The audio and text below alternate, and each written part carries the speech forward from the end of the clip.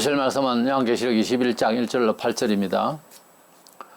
또 내가 새하늘과 새 땅을 보니 처음 하늘과 처음 땅이 없어졌고 바다도 다시 있지 않더라. 또 내가 보매 거룩한 성 새 예루살렘이 하나님께로부터 하늘에서 내려오니 그 준비한 것이 신부가 남편을 위하여 단장한 것 같더라. 내가 들으니 보좌에서 큰 음성이 나서 이르되 보라 하나님의 장막이 사람들과 함께 있으며 하나님이 그들과 함께 계시리니 그들은 하나님의 백성이 되고 하나님은 친히 그들과 함께 계셔서 모든 눈물을 그 눈에서 닦아주시니 다시는 사망이 없고 애통하는 것이나 곡하는 것이나 아픈 것이 다시 있지 아니하리니 처음 것들이 다 지나갔음이르라. 보좌에 앉으신 네가 이르시되 보라 내가 만물을 새롭게 하노라 하시고 또 이르시되 이 말은 신실하고 참되니 기록하라 하시고 또 내가 내게 말씀하시되 이루었도다. 나는 알파와 오메가여 처음과 마지막이란 내가 생명수 샘물을 목마른 자에게 값없이 주리니 이기는 자는 이것들을 상속으로 받으리라. 나는 그의 하나님이 되고 그는 내 아들이 되리라. 그러나 두려워하는 자들과 믿지 않은 자들과 흉악한 자들과 살인자들과 음행하는 자들과 점술가들과 우상숭배자들과 거짓말하는 모든 자들은 불과 유황으로 타는 못에 던져지리니 이것이 둘째 사망이라. 아멘. 현대과학이 아무리 발달을 해도 성경이 말하는 천국의 실존을 설명해낼 수가 없습니다. 그것은 지상에서 우리가 감각적으로 이해할 수 있는 아무리 초월적 감각이 있다 해도 그 감각의 세계가 아니기 때문에 그렇습니다. 우리가 몸이 부활해서 살게 될 그 천국, 그것은 완전한 신천신지가 되는 것입니다. 이래서 지금 과학이나 철학이나 문학적으로나 어떤 감각으로도 그 천국을 완전하게 이해할 수는 없습니다. 우리가 몸이 부활해서 거할 새하늘과 새 땅에 대한 주제로 말씀을 나누고자 합니다. 먼저는 그 나라는 이 세상에서 또 하나의 새로운 나라, 다른 나라에 여행 가서 아주 특이해도 그것은 여러 나라 가운데서 지구촌의 한 지역의 색다른 모습일 뿐입니다. 그러나 하나님의 나라는 전혀 새로운 나라입니다. 이 새하늘과 새 땅은 들어 학자 중에서는 지구를 개량해서 새롭게 해가지고 이곳에서 우리가 살게 될 것이다, 그렇게 말하고 있는데, 본문 1절에 보면 또 내가 새하늘과 새 땅을 보니 처음 하늘과 처음 땅이 없어졌고 바다도 다시 있지 않더라 그랬습니다. 새하늘과 새 땅의 그 나라는 이렇게 우리가 지금 경험하고 있는 하늘과 땅 그리고 물, 바다, 이것이 없다고 그랬어요. 그렇기 때문에 여기를 개량해서 어떻게 한다는 것은 이 말씀에서는 추정을 할 수가 없습니다. 5절에 보라 내가 만물을 새롭게 하노라 하시고 또 이르시되 이 말은 신실하고 참되니 기록하라 하시고 그랬습니다. 만물이 새롭다고 하는 이 새로움의 개념이 마치 죽은 나사로가 나흘 만에 썩어 냄새가 났는데도 주님이 부르시니 살아났을 때에 그 몸은 부활은 아니고 재생입니다. 우리가 어떤 죽었다가 살아난 사람의 재생이나 그런데도 큰 감동과 새로운 감각이 있겠지만은 하나님의 나라의 경험이라고 하는 것은 그런 차원을 넘었습니다. 앞서 우리가 20장에서 불신자는 지옥 불못으로, 성도는 정원한 천국으로 입성하게 될 것을 말씀받았습니다. 그러니까 지옥도 이 세상이 아닌 다른 곳이고 천국도 천년왕국을 이 지상에서 이루고 난 뒤에 하늘에서 내려오는 새 예루살렘 성, 그러니까 하나님의 나라는, 그 천국은 따로 있습니다. 하늘나라는 따로 있습니다. 계시록 20장 11절에 또 내가 크고 흰 보좌와 그 위에 앉으신 이를 보니 땅과 하늘이 그 앞에서 피하여 간 데 없더라 그랬습니다. 우리 앞서 흰 보좌의 심판이라고 하는 내용을 봤는데, 거기에 마지막 번째 우리가 천국을 입성하기 직전에 이 세상은 불타 없어진다고 그랬습니다. 그 전에 천년왕국을 위해서 새롭게 세상을 하시긴 했지만은 결국은 이 지구촌을 다 없이 하시고 하늘도 불타 없어진다고 베드로서 3장 10절에 그러나 주의 날에 도적같이 어리니 그날에는 하늘이 큰 소리로 떠나가고 물질이 뜨거운 불에 불어지리고 땅과 그 중에 있는 모든 일이 드러나리로다 그랬습니다. 때문에 우리가 이런 말씀들을 보면 우리 예수님께서 재림하실 때 이 지구는 그대로 있어요. 물론 불신자는 부활하지 않는 상태에서 있고요. 우리 성도는 부활합니다. 그리고 천년왕국을 이루고 난 뒤에 새하늘과 새 땅에 신천신지를 따로 우리가 들어갑니다. 그때 어떻게 된다고 그랬어요? 우리에게는 상급의 심판을, 상급의 내용을 주시고 또 불신자는 그제서 부활해서 지옥을 가게 되는데 책들에 기록된 대로 그들의 죄가를 이제 따라서 그 죄값을 받기 때문에 지옥도 똑같은 뜨거운 유황불못이 아니라 그들이 받을 고통은 각양이 또 다를 것입니다. 물론 우리 성도들도 천국에서 영광을 받을 때에 하나님의 은혜로 영광을 받을 때에도 그 차원이 다르다고 성경에 태양과 달과 별과 별들의 그 영광이 다르듯이 우리 부활할 몸에도 영광의 빛이 그 영광스러운 존귀함이 나 자신도 알지만은 주변 사람들과 천사들로부터 받는 환영과 이제 그러한 영광스러움이 있을 것입니다. 천국은 인격적인 곳이지 그 막연한 그런 상상의 곳이 아닙니다. 때문에 우리가 죽기 전까지 많이 충성을 해서 그날에 받을 영광을 우리가 준비를 해야 될 것인 것입니다. 새하늘과 새 땅이라고 하는 것은 정말 전혀 다른 세계입니다.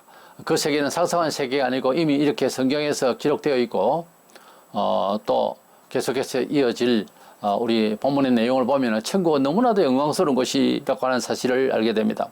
지상에서 경험하지 못한 이제 아무리 지상에 새로운 게 있고 또 어떤 특별한 곳이 있다 해도 그런 여행 중에 그런 상황에 우리가 감동받는 것은 조금 시간이 지나가면 권태로워지고 또 영원하지 않습니다. 하나님의 나라의 것은 아무리 빛나고 아무리 아름답고 해도 그것은 권태로움이 아니고 계속해서 우리 영혼을 즐겁게 하는 것입니다.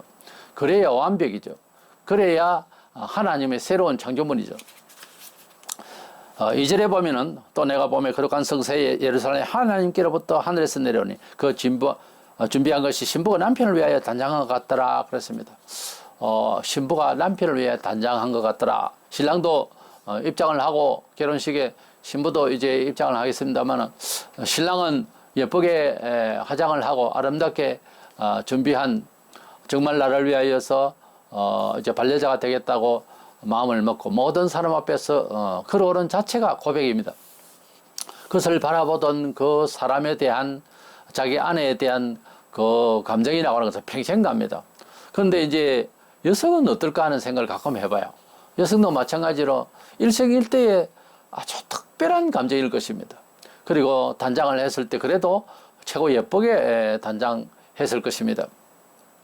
그랬을 때에 천국을 우리가 맞이할 때 그렇다는 거죠. 신부 되신 주 예수께서 우리를 기다리실 때 우리가 충성하고 당신을 기다리면서 애썼던 모든 것들을 생각하면 얼마나 반갑겠습니까? 그리고 신부된 교회가 주 예수 그리스도의 영광의 모습을 보고 싶어서 그 주 예수 그리스도를 신랑으로 정말 사모하면서 살아왔던 지구촌의 삶을 다 벗고 주님 앞으로 나아갈 때에 얼마나 감정이 특별하겠습니까? 그래서 하나님의 나라가 우리가 이제 만나게 될 때에 그 나라에 입성을 할 때 그 나라를 바라보는 마음이 신랑과 신부가 만나는 마음과 같다는 거죠. 이제 지상의 언어로서 최고의 그 특별한 느낌, 특별한 기쁨, 특별한 행복, 그것을 이제 상징적으로 설명을 하려 하니까 이까지의 한계인 것입니다. 그러니까 신랑과 신부, 그래서 혼인하는 것으로 우리 주님을 만나는 날을 그렇게 19장에 설명을 하고 있거든요. 혼인기약에 이르렀다 그렇게 말씀하죠. 그래서 하나님의 나라 자체도 그 단장한 것이, 그 아름다움이, 그 신실함이 꼭 신부가 신랑을 만나는 그런 분위기라는 거죠. 그러므로 우리 성도는 이 세상에서 아무리 좋은 것이 있고 또 이 세상에 최고의 집을 가진다 해도 그걸로서 영원히 살 것 같이 그렇게 만족스럽게 생각을 하고 돈 쓰고 잘난 척하고 하는 그거 얼마 못 갑니다. 아무리 돈이 있어도 나이가 들어 병이 들면 써도 못해요. 자, 이렇게 우리는 이 세상에 유한된 세상을 이미 우리가 오고 오는 세상에서 많은 사람들이 경험을 했고 허무하다고, 그리고 우리가 살면서 얼마든지 눈으로 볼 수가 있고 꼭 내가 체험을 안 해도 최고의 값으로서는 어떨까 경험을 안 해도 얼마든지 우리가 네트워크를 통해서 많은 뉴스거리와 정보와 그리고 우리들의 직간접의 경험을 통해서 유한된 세상과는 별것 아니라는 것을 점은 일찍부터 알아야 됩니다. 우리가 거할 처소인 하나님의 나라는 총각이나 신부가 시집장가 못 가고 40이 넘도록 뭐 이렇게 여러 여건 속에서 이제 이유가 있어서 안 가거나 못 가겠지만은, 그러나 하나님의 나라에 가서 그 나라를 우리가 접할 때에는 정말 결혼하고 싶은 사이가 만나서 정말 정말 내 스타일이다 할 정도로 정말 찾고 찾았던 사람이다 하는 사람이 만난 것처럼 그렇게 기쁠 수가 없을 것입니다. 그 하나님의 나라는 전혀 다른 차원인데요.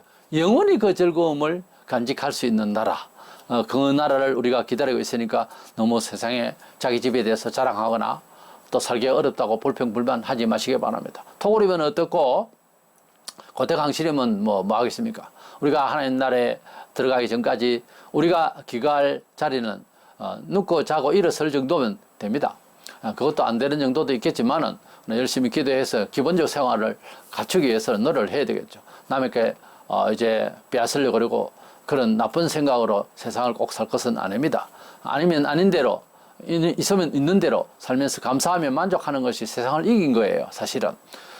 그러다가 다 버리고 갈 곳입니다. 시인들의 말처럼 소풍 왔다 가는 곳이, 이 지구촌의 삶을 너무 전전긍긍 긁어모으고 남에게 해를 끼치고 그렇게 사는 것이 아닙니다. 하나님의 나라는 우리를 그렇게 기다리고 있습니다. 착하고 바르게 살다가 오라. 그 예루살렘 성 우리의 집은 정말 만족할 수밖에 없는 그런 좋은 나라일 것입니다. 그리 알고 새하늘과 새 땅을 기다리는 소망 가운데서 모든 일에 신앙으로 살기 위해서 잘 인내하시기를 원합니다. 그러면 두 번째 생각하는 것은 이 나라는 어떤 곳인가 하면은 문화적으로 행복이 아주 생명이 충만한 곳입니다. 이 충만하다는 말은 가득 차서 더 이상 들어갈 수가 없을 정도로 완벽하다는 거죠. 우리 인생에 살면서 아무리 환경을 바꾸고 또 여러 가지 추구하는 것을 성취한다 해도 얼마 안 가서 불평스럽고 그렇습니다. 그러나 천국은 영원한 성격에다가 행복이 완전합니다. 더 이상 뭐 다른 것을 더 할 필요가 없는 곳이라 그 말이에요. 그것을 만끽하고 그것을 표시하고 고백하는 것이 주일 성수예요. 근데 주일에도 돈이 더 있어야 되겠다 생각해서 뭐 예배를 빠지고 이제 돈벌이를 간다든가, 주일은 더 즐거워야 되지 예배보다 영화를 구경 가고 여행을 가야 되겠다. 이게 정상이 아니에요. 그리스도인은 그 천국을 정말 진정 기다리고 마음에 소유하고 있다면 주일 자체에서 영원한 안식의 상징적인 매주 돌아오는 주일이지만 날입니다. 이 날에 정말 주님 부활하신 날로서 기념하는 날로 예배가 안식일 토요일에서 구약 안식일 토요일에서 주일로 바뀌었는데 주님이 부활하신 날이라서 안식 후 첫날 이른 아침에 부활하시다 그랬잖아요. 그래서 이 주님이 부활한 몸은 뭐 먹어도 되고 안 먹어도 되고 돈벌이 할 이유가 없잖아요. 그것을 이제 우리 몸에 채우는 마음이죠. 바로 천국 사람처럼 그대로 보여주는 그런 일상이 되고 주일이 되고, 그래서 그런 고백이 삶 속에서 생활 여건 속에서 보여줘야 됩니다. 그것이 상징적으로 첫째, 주일 성수와 예배를 잘 드리는 거죠. 예배를 드리고 생명에 관한 이야기를, 생각을, 연구를, 또 전도를 하는 그런 날이에요. 그래서 못 가본 곳에 아픈 사람 찾아도 가고, 주일날은 생명 충만, 나는 없어지고 주만 계시는 그런 중심으로 하루를 지내는데, 뭐 돈벌이하고 뭐 놀러 다니고, 이거는 주님이 부활하셔도 별로 뭐 만족이 없다 그 말 아닙니까? 따지고 보면 그 말이거든요. 그러니까 천국에서 가서 또 주님 오늘은 돈을 벌이러 내려가야 되겠습니다. 지상에서 돈 좀 벌고 올게요. 이런 식이 된다는 거죠, 말이에요. 그래서는 안 된다 이 말입니다.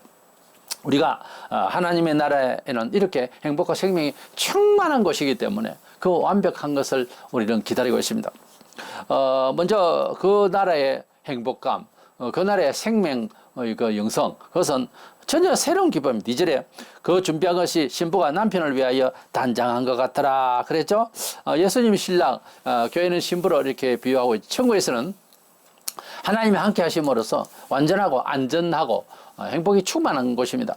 본문 3절에 하나님이 그들과 함께 계시리니 그들은 하나님의 백성이 되고 하나님은 친히 그들과 함께 계셨어 그랬습니다. 우리가 하나님 함께 하여 주시옵소서 지상에서 매일 하는 기도고 위급할 때도 더 강하게 요구하고 그러죠. 근데 그 나라에는 친히 함께 하신다니까요. 우리가 기도를 안 해도. 그러니까 그러한 하나님의 함께 하심 임마누엘 그 은혜를 지상에서 간절한 마음으로 하나님의 나라를 간절히 사모하는 마음으로 믿음으로 그렇게 살려고 하면 자연스럽게 하나님 우리와 함께 하심이 느껴지게 될 것이고 이해가 될 것입니다. 성도는 지상에 살면서 어려움이 생길 때에 역시 육신의 본성을 가지고 기질상 불평하고 욕심내고 걱정하고 그러잖아요.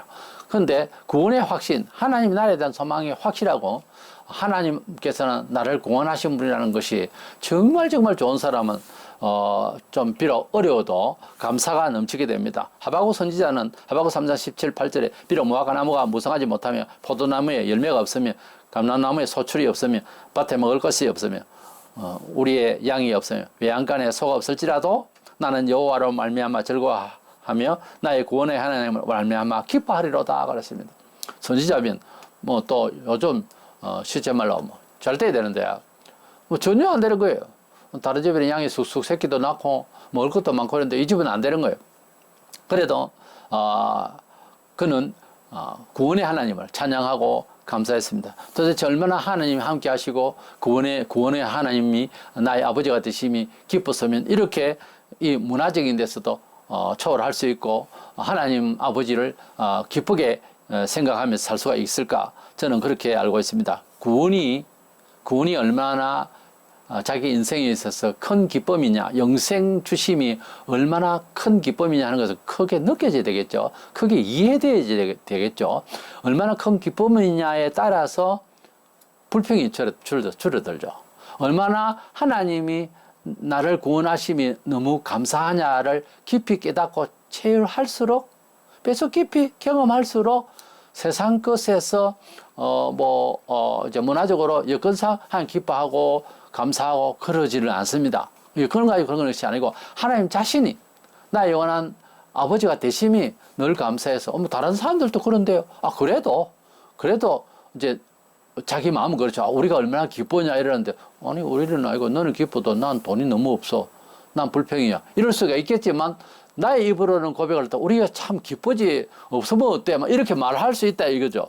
그래서 구원의 확신과 그 구원에 대한 감사, 그 구원의 실체에 대해 영생에 대해서 얼마나 감사를 느끼느냐에 따라서 세상 문화에 대해서도 이겨버려요.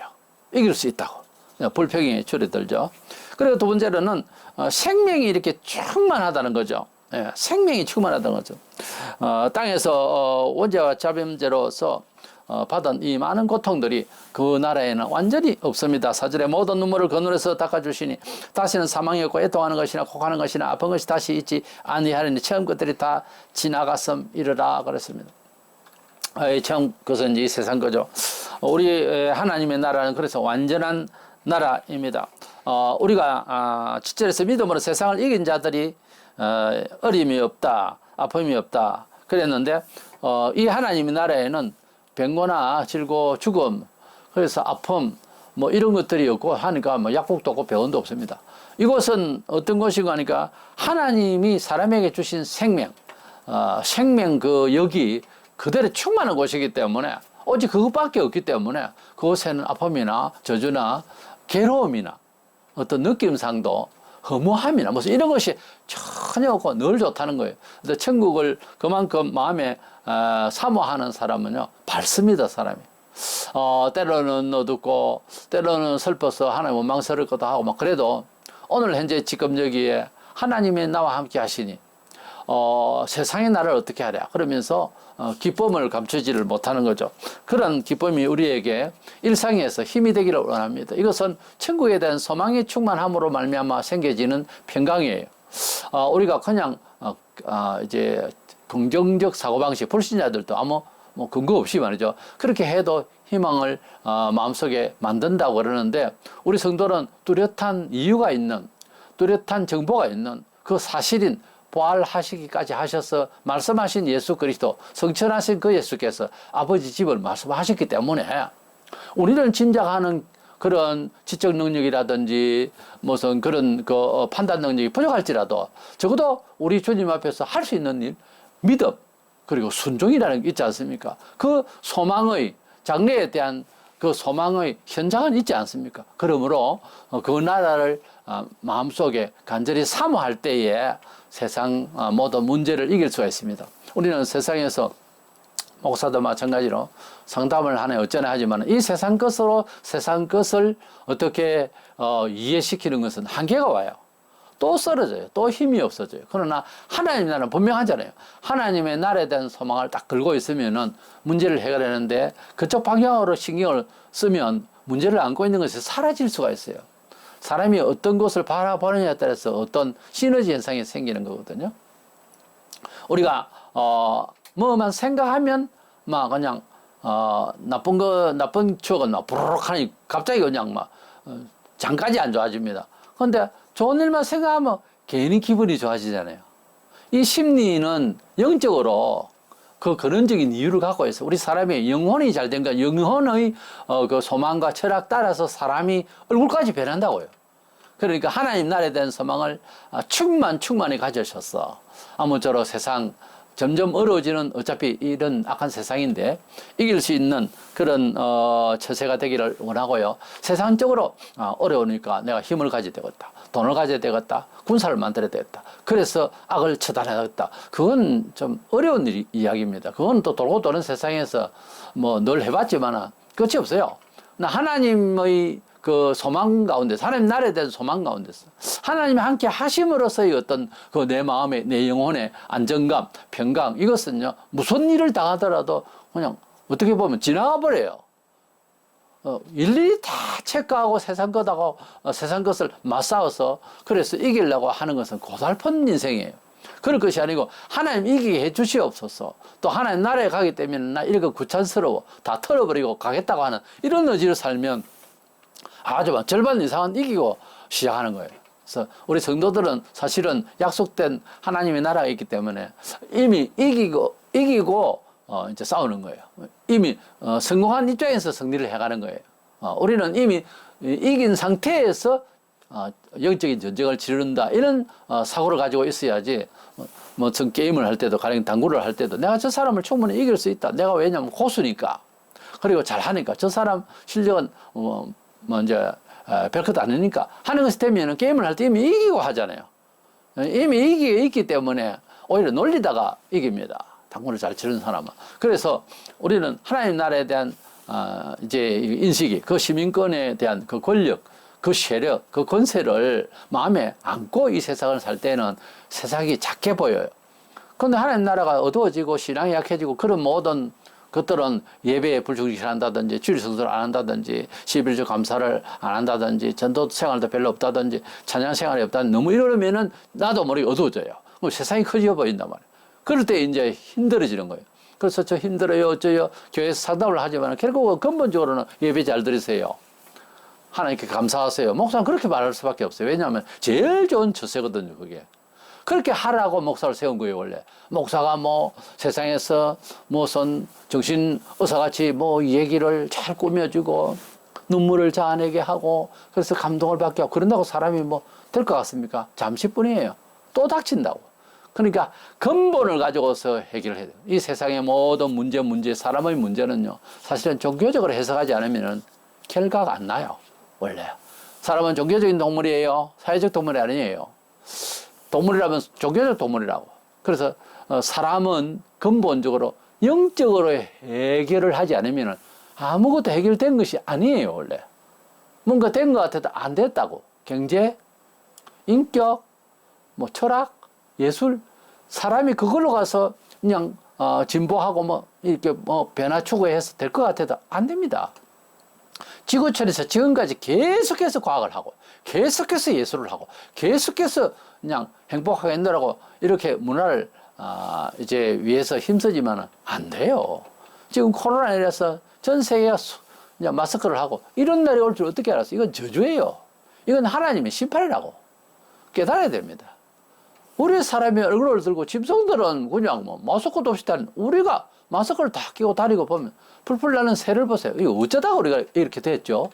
어쩌다가 어떻게 되긴 죄를 지어서 이렇게 됐죠. 간단한 이야기예요.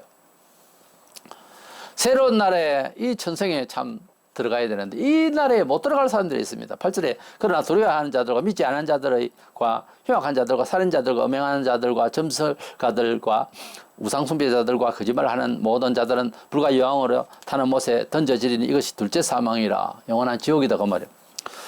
여기에서 보면 도덕적으로 읽으면 안 됩니다. 이 두려워하는 자가 이 지옥 가게 되고 천국에 못 간다. 이 말은 우리가 하나님을 믿을 때에 영적으로 이건 좀 조심스럽게 잘 들어야 됩니다. 심판이 안 두려워해야 돼요.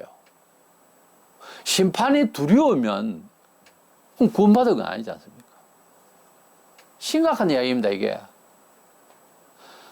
하나님이 벌하신다는 말마다 겁이 나고 이러면요 깊이 기도가 필요해요. 하나님 백성일 수도 있죠. 그러나 그렇지만 아닐 수도 있다고요. 지금 뭔가 좀 해결해야 될 문제가 있는 사람이에요.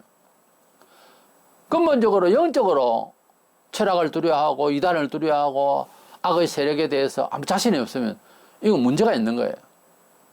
제가 21세에 예수를 믿었을 때 이미 교회를 다녔던 고향 치고에서 선창가에서 내가 전도를 했습니다. 그래서 계시록에 대해서 희망을 이야기했습니다. 계시록은 세상 심판, 교회 성리를 말하거든요. 그래서 하나님께서는 우리를 구원하시기 위해서 세상을 이 무서운 적그리스의 세계를 다 처단하시고 주님 오실 것이다. 그 얘기를 했더니 그 친구가 그래. 정수야 그만하자. 막 계시록 그거 들으니 겁이 난다. 그래요. 이 친구가 나중에 이란으로 가서 이제 돈벌이를 갔다가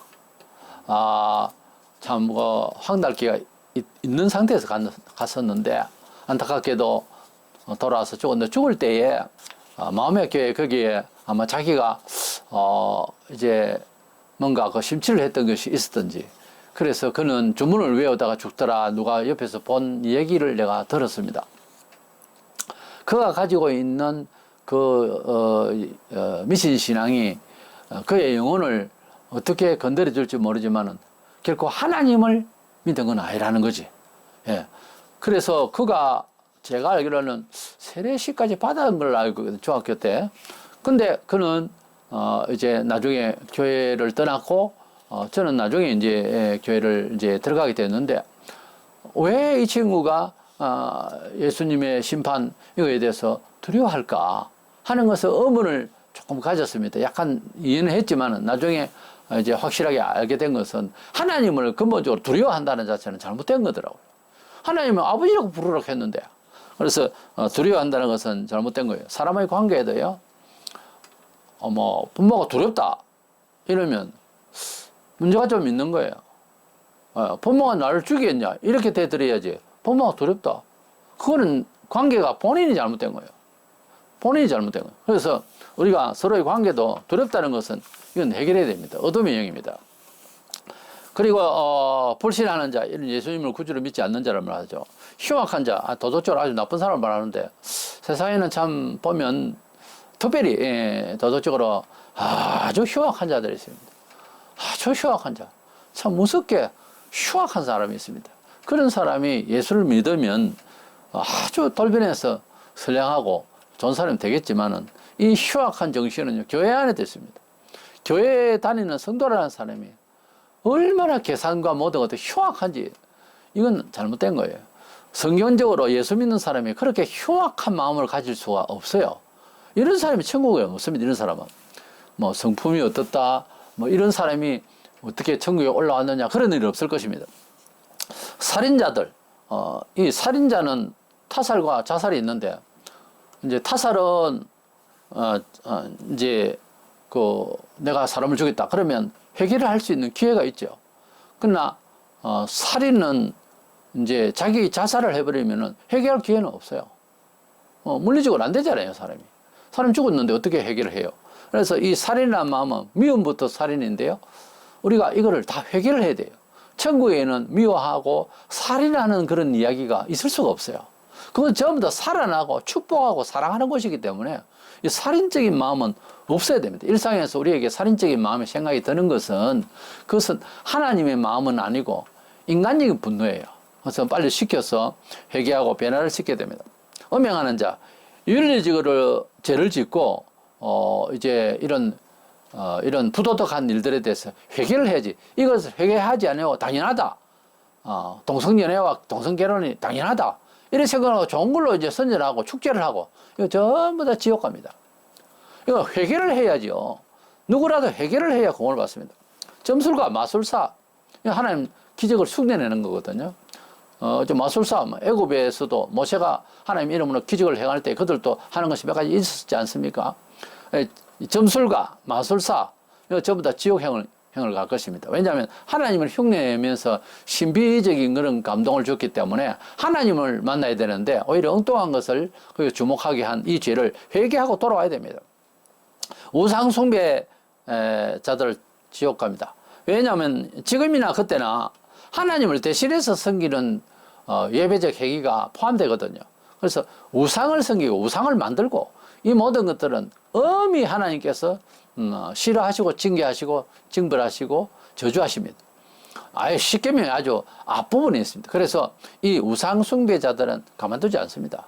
점장에 찾아가서 묻고 교인이라는 자가 점장이들이 유튜브에 가보세요. 기독교인도 오고 목사도 온다고 그래요. 자, 이런 상황에서 누구를 뭐 탓하자는 것이 아니라 우상 숭배라고 하는 것은 한마디로 말해서 하나님 대신 다른 것을 하나님이라 하겠다는 것과 같은 얘기단 말이에요. 그래서 하나님이 싫어하시는 거예요. 그 다음에 거짓말하는 자들은 성경 진리를 벗어나서 하는 말인데 원칙 성경은 트루스하고 진실하고 참됩니다. 그런데 우리 사람이 가지고 있는 본성의 모든 것은 알고 보면 좀 거짓말이에요. 이것이 사회 속에서 살아가려고 할 때는 강화하니까 사기꾼이 되어버립니다. 이 세상 자세히 비관적으로 보자는 거 아니에요. 자세히 이렇게 사람을 만나면서 더 의식하면서 만나잖아요. 보면 크기가 말이나 뭐나 전부 자기 이기심을 발동하고 있고 거짓말이 섞여 있어요, 항상. 그래서 이 거짓말을 거짓된 이 세상에서 우리가 회개하면 그날부로 주님이 오셔서 사회적 도덕성을 어떻게 발휘하게 하나 하면은 참답고 진실되게 한다고요, 사람을. 그래서 인생을 돌아보면 참 그때 좀 정직할 걸 이런 생각을 참 많이 하게 됩니다. 우리가 잘 아는 김동길 선생이 가끔 그런 강의를 할 때 그런 말을 하는 걸 내가 들었어요. 이렇게 많은 사람들이 나를 부르고 할 줄 알았으면 더 정직하게 살았을 걸 이런 말 하더라고요. 저게 무슨 말인가 했는데 저도 인생을 돌아보니까 사람이 부정직해서 잘 되겠다고 하는 것은 큰 손해를 보았어요. 정직한 것이 얼마나 아름답고 자기의 인생사가 그리고 복됩니다. 그리고 좋은 기회를 가질 수가 있어요. 그래서 정직한 사람이 잘 사는 사회, 그건 딱 맞는 말이에요. 그래서 우리는 거짓말하는 자가 돼서는 안 되겠습니다. 선한 거짓말이 있을 수 있다 하지만 혹시 특별한 케이스가 있겠지만은 일반 보편 사회에서 살아가면서 거짓말을 하고 약속을 어기고 거짓말을 담고 말을 하는 아부하고 거짓말을 계획해서 말을 하는 이런 못돼먹은 사람들은 지옥 형벌이 그냥 기다리고 있습니다. 이래서 우리는 회개해야 됩니다. 신자는 거짓말하면 장사하고 거짓말하는 게 아닙니다. 그냥 입만 열면 거짓말이고 이 교인은 무슨 천국을 갑니까? 이 말도 안 되는 소리. 이들은 모두 유황불못에 던져질 것이고 이것은 둘째 사망이라고 표현하는 지옥에 가게 될 것입니다. 오늘은 이렇게 신천신지를 기다리고 있는 우리 성도들의 삶의 그 소망에 대해서 삶의 소위 비전에 대해서 생각을 해봤습니다.